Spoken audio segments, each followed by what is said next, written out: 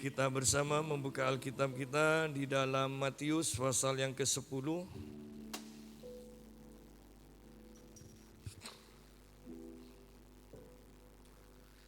Matius pasal yang ke-10, mulai ayat pertama, kemudian kita akan lompat ayat yang ke-5.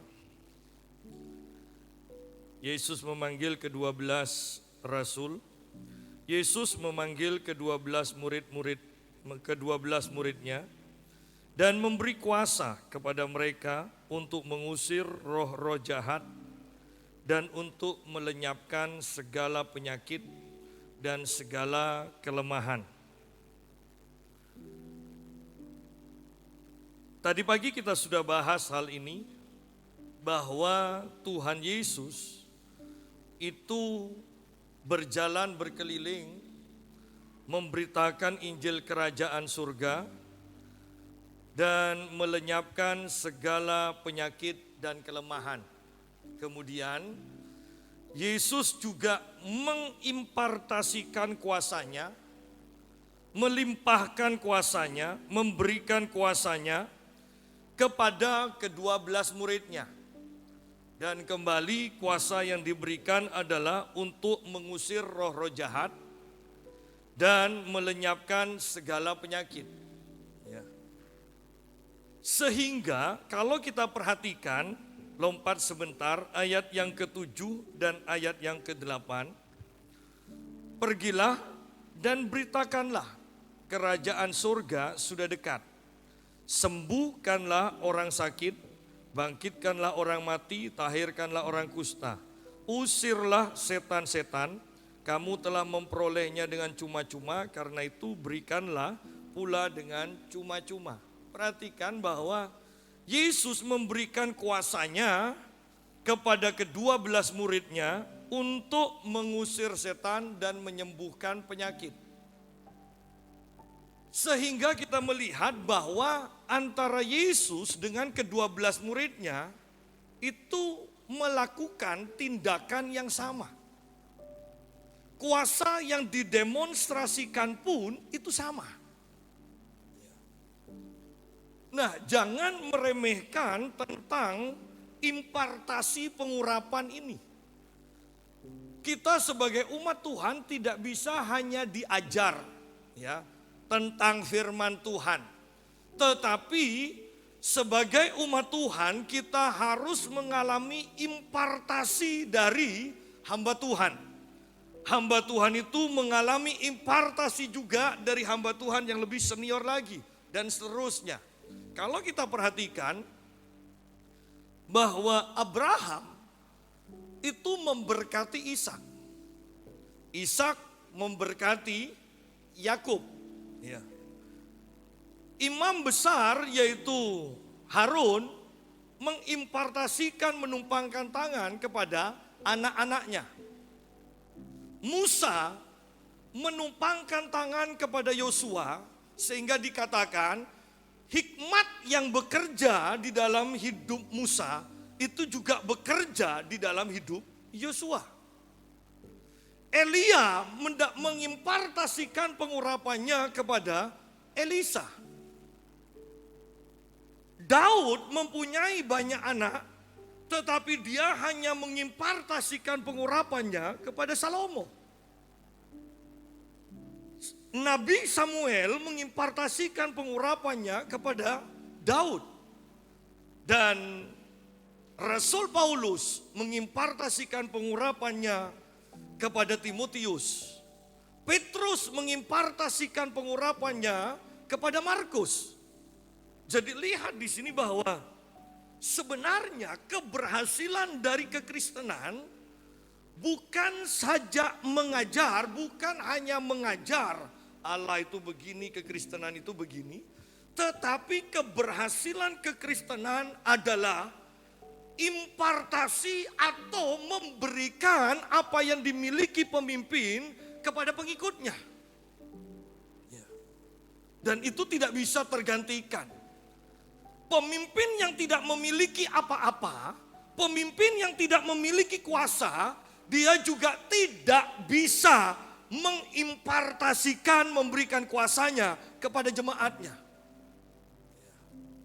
Sehingga kalau kita perhatikan, banyak dari gereja, gaya bicaranya, tindakannya itu antara jemaat dengan gembalanya itu berbeda. Kenapa? Karena tidak ada impartasi. Tetapi kalau ada impartasi, maka apa yang dibicarakan oleh gembalanya, itu jemaat akan membicarakan juga kepada orang lain. Gaya pembicaraannya itu sama. Bahkan nanti pengalamannya juga akan sama. Jadi Yesus mengusir setan, maka para murid juga mengusir setan. Yesus menyembuhkan orang sakit, para murid menyembuhkan orang sakit. Dan seharusnya hal ini terus berjalan sampai zaman kita ini. Tetapi kalau kita perhatikan, berapa banyak gereja yang tidak bisa dan tidak pernah mengusir setan, berapa banyak gereja yang tidak bisa dan menyembuhkan orang sakit. Berarti impartasi itu pernah berhenti di satu generasi. Maka generasi selanjutnya tidak pernah mengalami impartasi lagi. Dan itulah yang disebut gereja yang mati. Di sini jelas dikatakan Yesus memanggil ke-12 muridnya dan memberikan kuasa kepada mereka untuk mengusir roh-roh jahat dan untuk melenyapkan segala penyakit, ya, dan segala kelemahan. Semua penyakit dan semua kelemahan. Yesus yang menyuruh dan memberikan kuasa kepada para murid untuk menyembuhkan orang-orang yang sakit. Berarti kembali di sana tersurat bahwa Tuhan tidak menginginkan, Tuhan tidak memberikan penyakit kepada kita. Berarti kalau kita sakit, kita bisa usir, kita bisa lawan penyakit itu, karena pasti itu bukan merupakan kehendak Allah. Itu pasti kekuatan roh jahat yang menanamkannya di dalam tubuh kita. Kita perlu kuasa Tuhan untuk melawan kuasa yang memberikan penyakit itu atas hidup kita. Nah, ayat yang ke-7 mengatakan, pergilah dan beritakanlah kerajaan surga sudah dekat. Sembuhkanlah orang sakit, bangkitkanlah orang mati, tahirkanlah orang kusta, usirlah setan-setan, kamu telah memperolehnya dengan cuma-cuma, karena itu berikanlah pula dengan cuma-cuma. Kita lihat dulu Injil Lukas pasal yang ke-9. Injil Lukas pasal yang ke-9.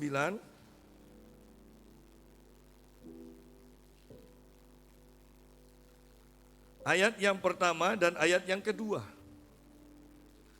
Maka Yesus memanggil ke-12 muridnya, lalu memberikan tenaga dan kuasa kepada mereka untuk menguasai setan-setan dan untuk menyembuhkan penyakit-penyakit, dan ia mengutus mereka untuk memberitakan kerajaan Allah dan untuk menyembuhkan orang. Lihat, persis sama. Yesus memberitakan Injil kerajaan Allah, mengusir setan dan menyembuhkan orang sakit. Maka para murid yang mendapatkan kuasa dari Tuhan juga melakukan hal yang sama. Memberitakan Injil kerajaan Allah, mengusir setan dan menyembuhkan orang sakit. Sama. Dan kalau kita perhatikan ini nanti ke zaman rasul-rasul Paulus segala macam itu, semuanya sama. Mereka punya pengalaman memberitakan Injil, mengusir setan, dan menyembuhkan orang sakit. Berarti kalau gereja dan orang-orang Kristen tidak mempunyai pengalaman ini, pasti ada yang salah.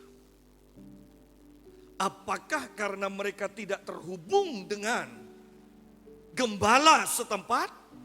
Apakah mereka selalu memberontak kepada gembala setempat? Dan kemudian impartasi itu tidak terjadi. Karena ketika kita sungguh-sungguh memperhatikan, maka mau tidak mau gaya pembicaraan kita itu akan terpengaruh. Ya.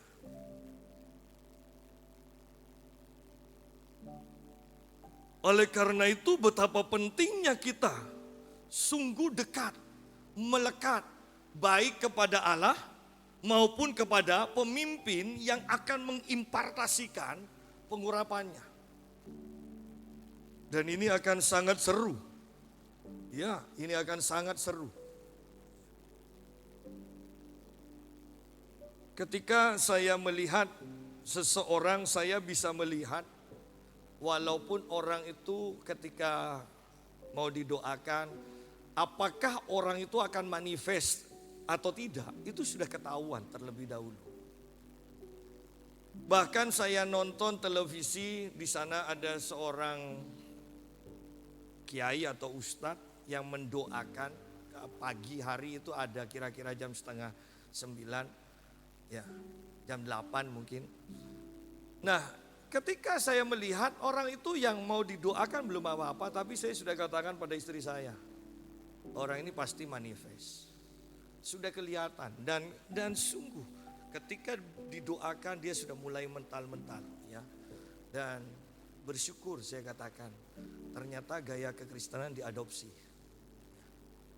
Ya, ada yang jaga di belakangnya juga kan, ada yang sedia tas kresek kan, sama.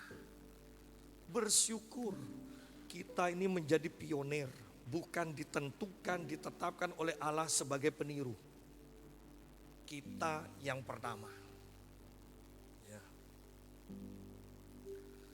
Jadi di sini ayat ini, 2 ayat ini di Lukas 9 itu sangat luar biasa. Maka Yesus memanggil ke-12 muridnya, lalu memberikan tenaga dan kuasa kepada mereka untuk menguasai setan-setan dan untuk menyembuhkan penyakit-penyakit, dan ia mengutus mereka untuk memberitakan kerajaan Allah dan untuk menyembuhkan orang. Beberapa hari yang lalu saya ditelepon oleh orang Surabaya dan dia katakan, Pak Yusa, ada waktu. Ada, saya katakan. Ada apa?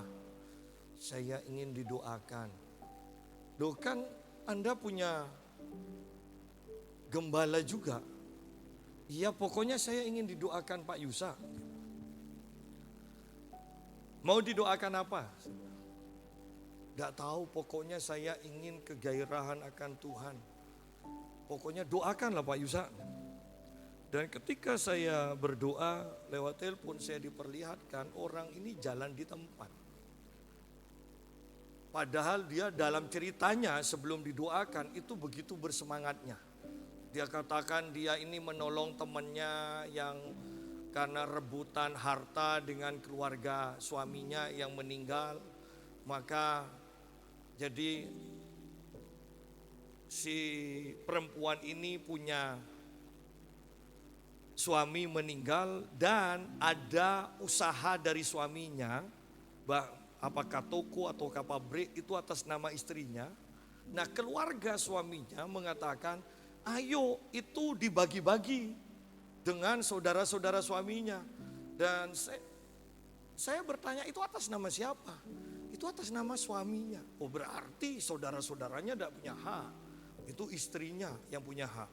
Dan dia katakan, iya Pak benar, tapi gara-gara ini sekarang berperkara dan santet berbicara. Ya, santet berbicara. Maka saya bantu orang ini Pak. Saya mendoakan rumahnya. Nah, begitu bersemangatnya. Tetapi ketika saya berdoa, saya melihat dia itu jalan di tempat, tidak jalan maju. Saya katakan, Ibu, saya melihat Ibu ini kok jalan di tempat. Maksudnya Pak Yusa, Ibu ini kelihatan sibuk, tetapi manusia roh dari Ibu tidak pernah melangkah maju, tidak mengalami kemajuan. Seperti orang bingung. Saya kata, iya juga Pak Yusa, memang itu yang saya rasakan. Sidang jemaat, saya mau katakan begini. Tidak mudah mengadakan peperangan rohani. Ketika engkau tidak punya kuasa dan mengadakan peperangan rohani, engkau akan sumpek, engkau akan bingung, engkau merasa kering, engkau akan seperti tidak enak. Kenapa ya saya kok seperti ini?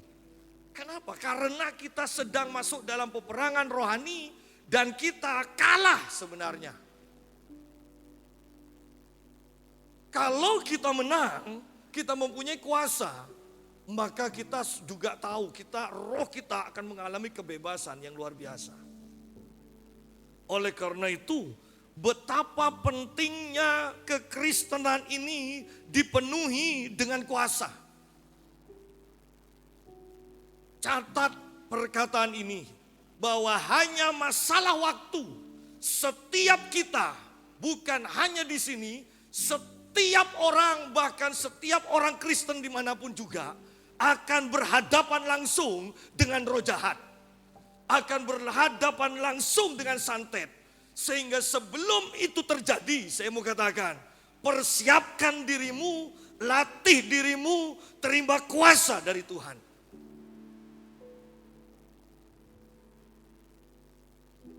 Itu sangat-sangat seru. Iya, sangat seru.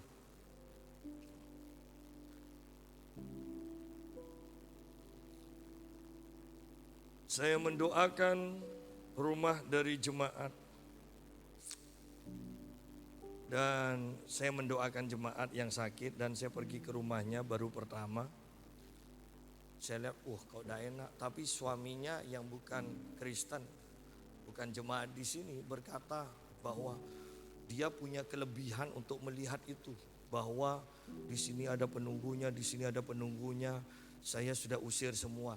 Jadi saya juga tidak usir roh jahat, saya hanya beberapa tempat yang saya tahu tetap ada penunggunya. Ya, dia tahu rumah itu dulu tidak bersih. Tetapi ternyata ketika dia pikir sudah dibersihkan. Ketika saya di sana, saya sudah pertama kali saya lihat, ini rumah kok redup. Saya lihat kalau rumah sudah bahkan ditambah lampunya, ditambah wattnya tapi tetap redup. Anda harus hati-hati. Itu biasanya rumah itu sudah tidak beres. Ya. Nah, karena suaminya mengatakan punya kelebihan, ya saya tidak doakan semuanya. Tetapi keesokannya istrinya telepon saya, WA saya. Dia katakan, Pak Yusa, bagaimana rumah saya? Saya hanya katakan begini, sudahlah banyak doa dan puasa ya untuk rumah itu. Ya kan, orang suaminya bukan Kristen dan punya kelebihan melihat kok katanya kan. Jadi kan daripada rame kan.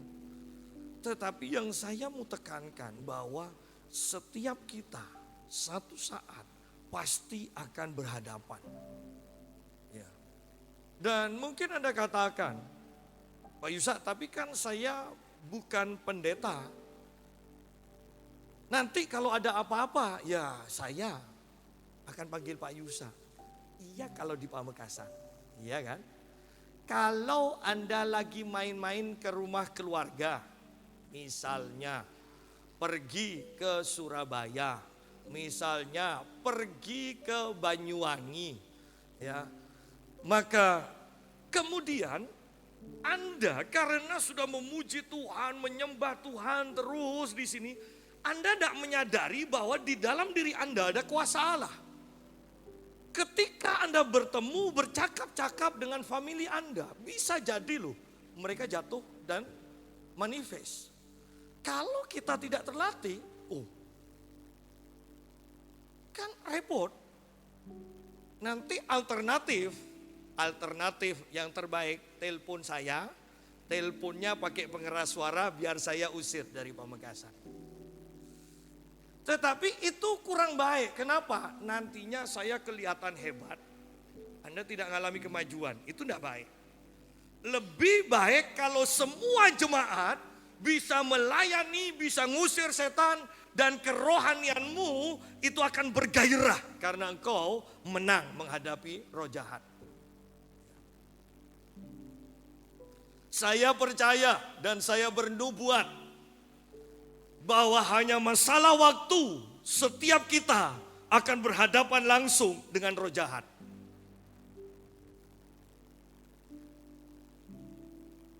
Kembali kepada Injil Matius, Matius ayat yang kelima, ayat kelima dan keenam, Matius 10 itu. Ke-12 murid itu diutus oleh Yesus dan ia berpesan kepada mereka, janganlah kamu menyimpang ke jalan bangsa lain atau masuk ke dalam kota orang Samaria, melainkan pergilah kepada domba-domba yang hilang dari umat Israel. Kalau kita perhatikan hanya sekilas, sepertinya Tuhan itu kok tidak ada kasih ya kepada bangsa lain. Tetapi sebenarnya bukan itu maksudnya. Kenapa? Karena kita melihat di Matius 9, tadi pagi kita melihat Matius pasal 9 ayat yang ke-36. Kita membaca, melihat orang banyak itu tergeraklah hati Yesus oleh belas kasihan kepada mereka. Jadi Yesus itu selalu berbelas kasihan kepada semua orang. Lalu kenapa di sini ayat 5 dan 6 ini Yesus katakan jangan menyimpang ke jalan bangsa lain, jangan memberitakan Injil kerajaan di daerah bangsa lain, bahkan jangan pergi ke kota-kota orang Samaria. Kenapa? Karena ini hanya berbicara masalah keteraturan. Ya, ada tahap-tahapnya. Yang pertama, beritakan dulu kepada bangsa Israel. Nanti rencana Tuhan adalah bangsa Israel akan memberitakan kepada bangsa-bangsa lain. Karena keselamatan itu datangnya dari Israel, dikatakan. Ya. Jadi pekerjaan Tuhan itu terencana dengan baik. Bukan asal tergerak lakukan ini, kalau tidak tergerak. Loh, kalau ada sampah di depan kita dan kita tidak tergerak, kan repot untuk membersihkan. Jadi semuanya harus terencana. Ya. Harus terencana. Tanpa perencanaan, maka hasilnya tidak maksimal. Bukankah sebenarnya kita sudah terlatih untuk terencana? Misalnya saya selalu merencanakan 4:30 saya bangun pagi dan saya berdoa. Loh, itu sudah terencana sehingga bekernya disetel walaupun sebelum jam 4:30 pasti bangun terlebih dahulu. Ya. Karena ketika Anda sudah merencanakan, sekalipun Anda tidur, saya mau katakan ini, manusia rohmu itu tidak pernah tidur. Sehingga kita setel beker 4:30, sebelum 4:30 kita sudah bangun. Kenapa? Roh kita ini loh tahu. Ya, karena tidak pernah tidur. Dan dari yang kecil-kecil ini kita harus sudah terlatih. Kenapa? Nanti Anda ngusir roh jahat dalam hidup seseorang, belum tentu dan jarang sekali hanya ada satu roh jahat. Ya. Dan ketika mengusir roh jahat, Anda butuh kepekaan. Anda tidak usah bertanya kepada roh jahatnya, "Hei, siapa namamu?" Ya, kan kebanyakan di YouTube itu hamba-hamba Tuhan tanya, "Siapa engkau?" Loh, orang pendusta kok ditanya? Pasti jawabannya dusta. Dan kalau kita berbicara dengan roh jahat, ya, berbicara dengan roh jahat, berarti kita sudah terjebak di dalam kutub spiritisme. Ya, berhubungan dengan roh jahat. Inilah sebabnya tanpa disadari banyak hamba Tuhan mengalami sakit penyakit, banyak hamba Tuhan mengalami kejatuhan. Kenapa? Padahal mereka hidup benar, iya. Tetapi mereka dalam pelayanannya, mereka berhubungan dengan roh jahat yang menyebabkan diri mereka hidup dalam kutub. Jadi hati-hati, jangan berbicara dengan roh jahat. Jangan bertanya siapa namamu. Engkau harus peka. Tiba-tiba tahu, tiba-tiba muncul aja. Oh ini roh ini roh ini. Ya. Itu akan seru, sangat seru. Ya. Saya ingat sekali anak yang diserahkan ke wihara, ke Dewi Kwan Im. Dan kasihan anak ini. Walaupun semuanya nyalakan anak ini, hanya kawin sebentar kemudian cerai. Dapat istri itu hebat. Jadi ketika suami istri ini tengkar, istrinya ini tempelengi dirinya sendiri.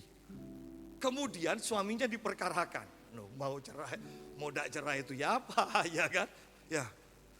Jadi ini berperkara dan akhirnya cerai. Sudah itu masih dikejar-kejar. Ya.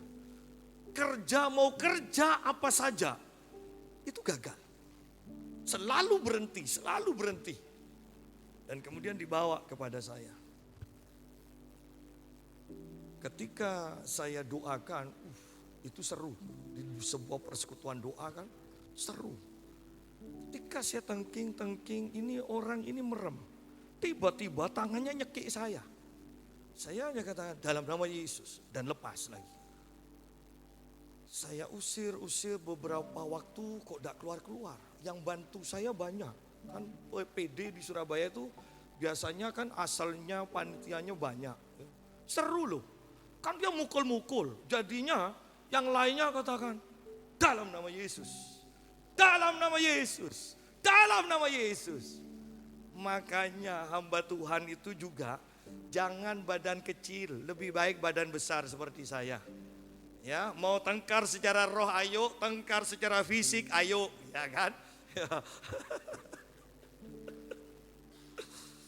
Nah, kemudian sudah diusir-usir, tidak keluar-keluar. Dan saya langsung diingatkan Tuhan, saya melihat wihara dan saya melihat ibu ini membawa anaknya waktu masih kecil kepada wihara. Dan saya tanya, ibu anak ini diserahkan ya? Iya Pak, saya serahkan ke Dewi Kwan Im. Nah, setelah itu Anda tahu lucu cara bebasnya. Lihat di sini bahwa ketika musir setan, kita butuh kepekaan. Saya sudah usir, tidak keluar dan saya katakan pada ibu ini, ibu ayo ikuti doa saya ya. Saya pimpin ibu untuk mengakui dosa dan minta ampun kepada Tuhan. Sudah dia ngakui kesalahannya di hadapan Tuhan. Dan kemudian saya katakan ibu ikuti doa saya. Usir roh jahat yang ada pada anak ibu. Anda tahu itu tidak sentuhan. Jaraknya kira-kira 3 meter. Ibu ini hanya tunjuk dan ingin mengikuti apa yang saya katakan. Tiba-tiba anak ini jatuh. Boom. Dan bebas. Yang saya mau katakan bahwa mengusir setan bukan hanya kuasa, tetapi kepekaan kita. Itu penting. Seru loh, kita tidak nyangka ada seorang wanita muda cantik. Saya tanya, ada apa? Minta didoakan Pak. Kenapa? Saya ini kalau sudah nangis tidak bisa berhenti. Kan repot kan? Sebabnya kenapa? Tidak ada Pak, pokoknya mau nangis. Kan repot sudah. Ketika saya doakan, anak muda ini duduk. Tiba-tiba jatuh sendiri, kemudian gayanya seperti ular. Dan akhirnya ditengking, akhirnya lepas juga. Dan di PD selanjutnya yang saya layani, wanita ini sudah normal kembali. Nah, lihat di sini bahwa banyak hal yang memerlukan kuasa Tuhan dalam diri kita untuk dimanifestasikan, untuk dinyatakan kepada orang-orang di sekeliling kita. Semakin kuasa itu semakin besar, Anda hanya berbicara aja, tiba-tiba orang yang berbicara dengan Anda bisa manifest. Oleh karena itu, sebenarnya kekristenan ini sangat menggairahkan. Kalau kita mau masuk lebih dalam lagi dalam hubungan kita dengan Tuhan. Ya. Seru loh, sungguh seru. Di Banyuwangi saya melayani suami istri yang katanya di warisannya banyak. Tetapi om, kalau begini terus habis juga om, kami gagal terus om, buka usaha ini gagal, buka usaha ini gagal. Habis juga akhirnya. Anda tahu akhirnya, dia setelah saya ajar soal kutuk segala macam, kemudian malamnya, sore, ibadah sorenya itu setelah pagi, saya doakan dan kemudian wanita ini bawa, lucu, om ini dari papa. Tidak boleh dibuang. Kain merah, ada gambarnya, kemudian uang logam. Ini tidak boleh dibuang. Ini yang akan menjaga saya, yang menjamin keberhasilan saya. Tetapi buktinya saya gagal terus. Dan akhirnya itu pun dibakar. Aneh-aneh. Tetapi yang saya mau katakan, hati-hati. Lebih baik jangan menyimpang ke kiri, jangan menyimpang ke kanan. Lurus saja ikut Tuhan. Ya. Jangan tertarik kepada hal-hal yang bukan dari Tuhan. Bahkan untuk pijet pun Anda harus yakin orang itu tidak pakai ilmu. Ya. Saya dulu pijet, kok saya perhatikan, saya ini selalu peka kalau gitu. Setiap saya habis pijet kok badan saya kok sakit semua. Ya. Dan biasa kan tukang pijet kan cincinnya, batu akiknya itu kan. Ya. Dan kalau mijet tuh tangannya panas. Sehingga saya undang lagi. Tapi sebelum saya pijet saya katakan, aku bungkus diriku dengan kuasa darah Tuhan Yesus. Dan semua kuasa roh-roh jahat aku tolak dalam nama Tuhan Yesus. Lucu. Orang itu mijet saya, setelah mijet saya, beberapa waktu kemudian Ibu Kosen katakan, itu loh tukang pijetnya kok sering sakit sekarang ya.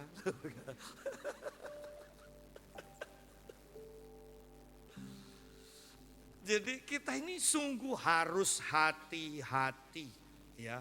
Bahkan pergaulan kita pun harus hati-hati. Karena tanpa sepengetahuan kita bisa saja transfer roh itu terjadi. Ya. Nah, kembali kepada pembacaan kita ayat 7 dan 8. Pergilah dan beritakanlah kerajaan surga sudah dekat. Memberitakan tentang kerajaan surga. Sembuhkanlah orang sakit, bangkitkanlah orang mati, tahirkanlah orang kusta, usirlah setan-setan. Kamu telah memperolehnya dengan cuma-cuma, karena itu berikanlah pula dengan cuma-cuma. Jangan mata duitan. Nah, sederhananya kan gitu kan. Walaupun kita mempunyai kuasa, jangan mata duitan. Jangan pakai tarif. Ya. Saya sampai bergurau. Kenapa ya orang-orang Surabaya, Gresik, kalau Mojokerto, kalau mendoakan pabriknya, kok undang saya? Apa tidak ada pendeta di Surabaya? Tapi terbersit sambil guyon saya bilang kepada istri saya. Kan istri saya yang tanya, kok manggil kamu terus sih, kok tidak manggil pendeta lain? Iya, pendeta lain tarifnya mahal. Kalau saya kan sukarela. Dan walaupun saya berguru, ini benar, ini benar. Banyak yang pakai tarif. Jadi sangat mengerikan. Oleh karena itu Tuhan katakan bahwa kamu telah memperolehnya dengan cuma-cuma, karena itu berikanlah pula dengan cuma-cuma. Ayat di atasnya berbicara tentang menyembuhkan orang sakit, tentang membangkitkan orang mati, tentang mengusir setan. Jadi kita diberi kuasa untuk menyembuhkan, untuk bahkan mengusir roh kematian. Seorang hamba Tuhan mengatakan begini, kalau ada yang sakit, ya doakan supaya sembuh. Pastor, kalau mati, ya kalau mati doakan supaya bangkit. Kalau tidak bangkit, cari orang lain. Ya, yang penting sudah maksimal kan, dicoba. Ya. Nanti seiring dengan waktu Anda, ada istilah kan, Allah bisa karena biasa. Ya. Kata biasa itu berarti sering. Ketika engkau sudah terasah, suatu saat, saya percaya kok ke depannya akan banyak orang mati dibangkitkan melalui doa-doa orang Kristen. Saya percaya bahwa itu akan terjadi. Iya. Oleh karena itu, bukankah kekristenan kita ini sangat menggairahkan? Bayangkan Anda menyembuhkan orang yang sakit kanker. Pak Yusa jangan omong tok. Pak Yusa bagaimana? Saya sudah beberapa kali, sampai kadang yang dari Samarinda kemudian katakan pada saya begini, Pak Yusa, masa kakaknya Pak Yusa mati karena kanker? Orang Bu Indah di Samarinda kanker seperti itu Pak Yusa sembuhkan. Saya katakan, saya hanya jawab, tidak tahu. Pokoknya tugas saya orang sakit didoakan, sembuh puji Tuhan, saya akan semakin kuat juga iman saya. Tidak sembuh saya tidak putus asa, saya akan cari yang lain sambil membangun iman saya terus.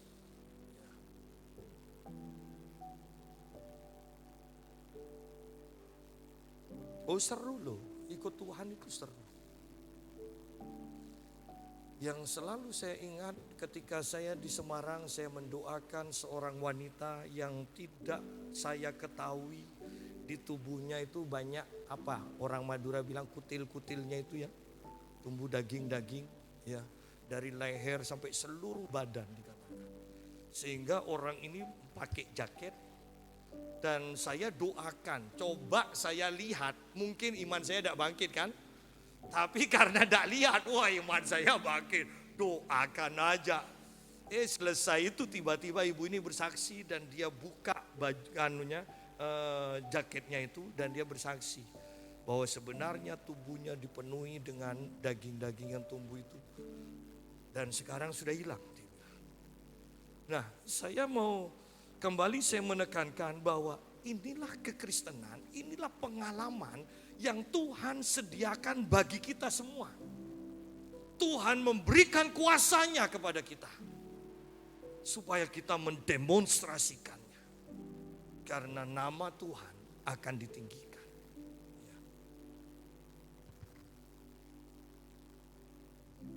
Oh seru loh, kita punya kuasa. Ada seseorang di Surabaya yang akan menikah anaknya. Sebenarnya minta saya untuk memberkati, tetapi karena papanya punya kenalan hamba Tuhan senior di Indonesia ini, senior sekali, Anda pasti kenal. Tetapi yang jadi masalah, mamanya ini juga, mama anak ini juga tahu, banyak orang yang didoakan hamba Tuhan ini tidak punya anak. Dan hamba Tuhannya ini juga yang mendoakan tidak punya anak. Sehingga sebelum menikah, saya dipanggil lagi. Pak Yusa, doakan Pak Yusa, anak saya, pernikahan anak saya ini calon suaminya, doakan, berkati dulu. Sebelum dia diberkati hamba Tuhan ini, berkati. Dan minta perlindungan Tuhan. Puji Tuhan. Tidak lama menikah, hamil. Di satu kota saya diminta doa, sudah seumuran dengan saya, katakan Pak Yusa, doakan saya supaya saya punya anak. Dan saya berkata begini, kamu ini pasti didoakan hamba Tuhan ini kan? Iya, banyak kasus saya bilang, banyak kasus. Yang saya mau katakan begini, jangan jadikan doktrin, ya kembali, jangan jadikan doktrin ini. Tetapi yang saya mau tekankan, apa yang tidak dimiliki oleh seorang hamba Tuhan, maka tidak bisa hamba Tuhan itu memberikan atau mengimpartasikannya juga.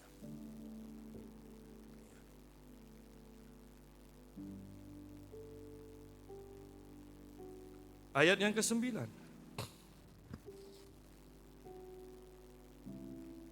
Janganlah kamu membawa emas atau perak atau tembaga dalam ikat pinggangmu. Janganlah kamu membawa bekal dalam perjalanan. Janganlah kamu membawa baju 2 helai, kasut atau tongkat. Sebab seorang pekerja patut mendapat upahnya. Perhatikan kalimat terakhir, seorang pekerja patut mendapat upahnya. Jadi tidak usah bingung kalau saya melayani Tuhan, kalau saya taat kepada Tuhan, kalau saya melakukan ini sesuai dengan perintah Tuhan, lalu bagaimana nanti? Ya, bahkan ketika kita dipimpin oleh Tuhan, oleh Roh Tuhan untuk memberi sesuatu kepada orang yang kita kenal mungkin, atau kepada orang miskin, jangan berpikir kalau saya mentaati ini besok saya makan apa. Jangan. Kenapa? Lihat, ketika kita melakukan perintah Tuhan, ketika kita mentaati perintah Tuhan, jangan disertai dengan kekhawatiran. Tetapi engkau harus percaya, aku taat berarti Tuhan akan menyediakan apa yang aku perlukan. Ketika kita melakukan perintah Tuhan, Alkitab katakan seorang pekerja yang mentaati perintah majikannya, maka pasti ada upah. Demikian pula kehidupan kita. Ketika kita mentaati firman Tuhan, maka ada upah. Ya. Dan ini bukan hanya soal menyembuhkan orang sakit. Saya selalu ingat, saya pernah bagikan pengalaman saya ketika di Solo. Saya punya melayani sebuah gereja yang saya mentori karena gembalanya meminta untuk dimentori. Dan anak-anak mudanya itu militan. Kalau saya ke Solo dijamin pasti kurang tidur. Karena bahkan tidur di hotel pun, karena saya katakan, Pak Eko, saya tidak ingin diganggu, saya mau tidur. Tetap aja datang. Pulangnya paling nanti jam 12 ya. Mereka ngomong-ngomong. Nah, saya ada beberapa anak yang selalu saya kasih berkat ya. Jadi ada 4 anak ya, 4 anak lah saya selalu kasih. Kemudian gembalanya juga saya kasih ya. Nah, ada 1 anak yang sudah bekerja. Tuhan suruh saya kasih. Tapi uang sudah menipis. Kadang iman juga loh, ketika sudah sisa-sisa nyawa terakhir itu eman, ya. Kasih enggak. Sudah malam sampai dia pamit, papi, aku pulang dulu ya. Oh iya, dalam hati kasih. Enggak Tuhan, enggak. Malam itu saya enggak bisa tidur. Sehingga pagi itu dia ngantarkan saya dan akhirnya saya kasih uang saya. Kasihkan ke dia. Sudah lega. Saya naik kereta, saya pulang. Ketika saya turun di kereta, saya dapat WA. Pak Yusa, tidak tahu kenapa sejak tadi malam saya ingat Pak Yusa. Oh, padahal tadi malam saya juga gelisah kan. Ya, ternyata Tuhan sudah siapkan.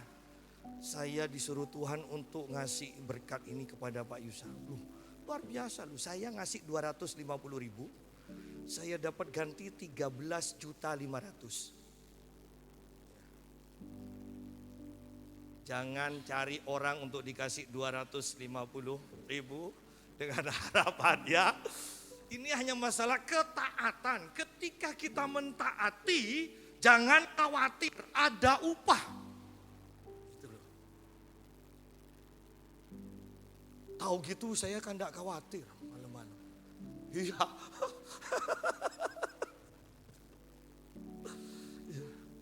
Ada upah, ketika kita taat ada upah. Ya, jangan takut. Ayat yang ke-11. Apabila kamu masuk kota atau desa, carilah di situ seorang yang layak dan tinggallah padanya sampai kamu berangkat.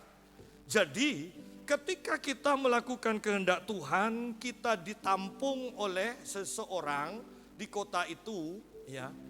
Dikatakan harus Anda tetap tinggal di sana sampai Anda pindah ke kota lain. Artinya apa?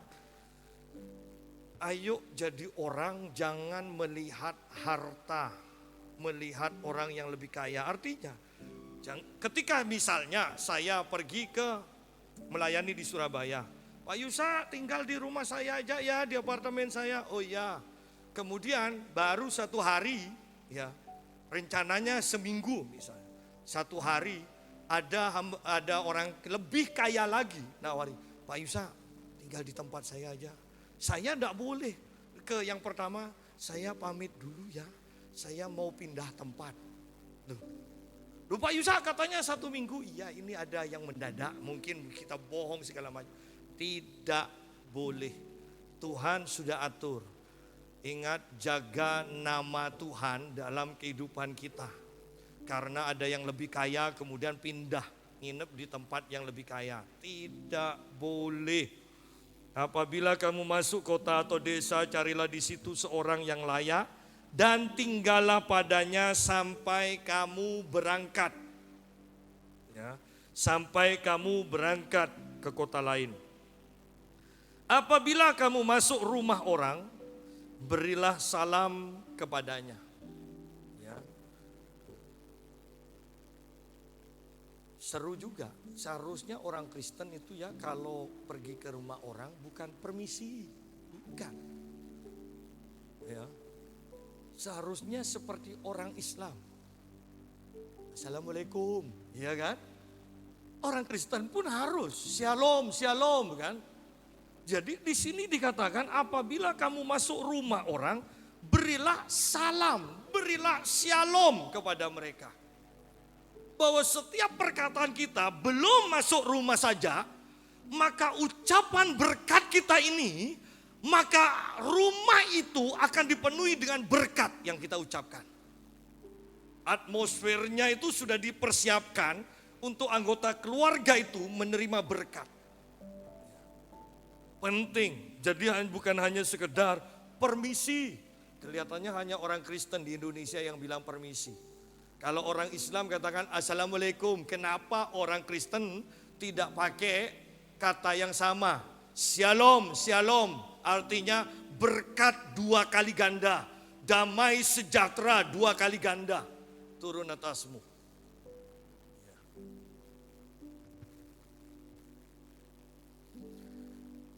Jika mereka layak menerimanya, salammu itu turun ke atasnya. Jika tidak, salammu itu kembali kepadamu. Duh, enak kan ya?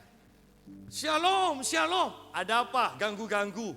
Nah, jangan marah. Kenapa? Kata shalom, berkat yang kita ucapkan, yang seharusnya itu untuk keluarga di mana kita akan masuk ke rumahnya, maka berkat itu kembali kepada kita. Makanya cari orang yang tidak mau menerima salam kita, katakan shalom terus supaya itu mental lagi ke kita. Ya, shalom, shalom. Apa shalom, shalom? Nah, kita yang dapat shalom. Cari lagi. Apa ini lagi? Dapat lagi, gitu kan? Ya. Jika mereka layak menerimanya, salammu itu turun ke atasnya. Jika tidak, salammu itu kembali kepadamu. Dan apabila seorang tidak menerima kamu, lihat di sini, dan tidak mendengar perkataanmu, keluarlah dan tinggalkanlah rumah atau kota itu dan kebaskanlah debunya dari kakimu. Aku berkata kepadamu, sesungguhnya pada hari penghakiman, tanah Sodom dan Gomora akan lebih ringan tanggungannya daripada kota itu, daripada rumah itu. Jadi seseorang yang menolak kehadiran bahkan shalom dari orang yang diurapi, maka mereka akan dapat penghukuman, dan penghukumannya lebih mengerikan daripada penghukuman yang dijatuhkan atas Sodom. Wow. Padahal kita tidak pernah memperhatikan hal ini. Bahwa betapa berkuasanya kita karena impartasi yang Tuhan berikan itu. Sehingga setiap orang yang menerima kita, yang menyambut baik kita, maka orang itu, keluarga itu, kota itu akan diberkati. Bukan kebetulan kan kota-kota yang menolak orang-orang benar Tuhan sering mengalami bencana. Ya. Walaupun kita tidak boleh ketika mengalami bencana kemudian syukur. Ya, tidak boleh. Tetapi itu adalah kebenaran. Tuhan katakan, kalau mereka menolak, kalau kota itu menolak kedatanganmu, maka kota itu akan dihukum. Keluarga itu akan dihukum. Dan penghukumannya sangat mengerikan. Jadi, sekarang bagi jemaat yang minder, saya mau katakan sesuai dengan firman Tuhan. Bahwa engkau dikasihi Tuhan dan engkau diberi kuasa oleh Tuhan. Betapa berharganya dirimu, betapa berkuasanya dirimu. Bahkan nasib satu kota pun itu bisa dipengaruhi oleh kehadiranmu. Itu sangat luar biasa. Biarlah kuasa Tuhan bekerja dengan kuat dalam hidup kita. Dan kita semua akan menjadi agen-agen perubahan dari Tuhan. Tuhan memberkati.